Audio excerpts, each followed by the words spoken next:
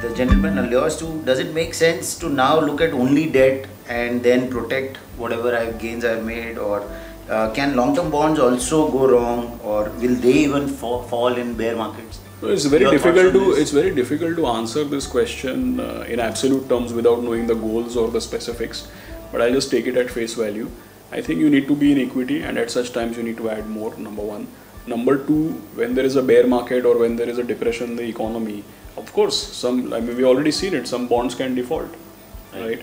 And when bonds default, the whole capital gets kind of blown up, right? I think, and it needs a lot of technical understanding. It needs a lot of advice.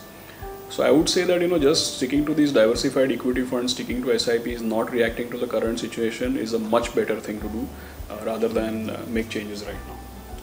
Fair. So yeah, I think we've kind of covered a lot of these questions which the investors wanted to ask.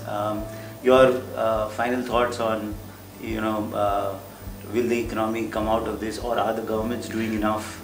Yeah, no, I think that this virus is a passing situation. I think in the next say a couple of months or so, the virus situation will ease out, is what I understand from all the public information.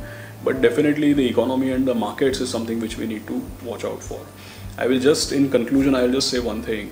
In 2008 also I have seen that similar kind of thing happened. That time it was not the virus, it was the financial crisis and Lehman Brothers, etc. But at that point in time also, because of the crisis of confidence in the US markets and the Western markets, there were a lot of FII selling in India. Absolutely. And just like, so when they start selling, we start panicking, even we start selling. And in 2009 and 2010, when the dust settled, we got all and more back. So in 2009 and 10, for people, youngsters who don't know, we got $45 billion of FII inflow. When the dust settled and they realized that, oh, India is not a market we should have sold, they are not that much impacted, and all those kind of things happened. The amount of money we got in 2009 and 10, we've not got till date ever. So the 10 years combined, you're saying that there is no period. Of the last 10 years. No, I'm saying year by year. There is no 2-year period where we got more than what we got in 2009 and 2010. So never sell when FIs are selling, and never react to their selling. They are not selling because of India, they are selling for their own compulsions.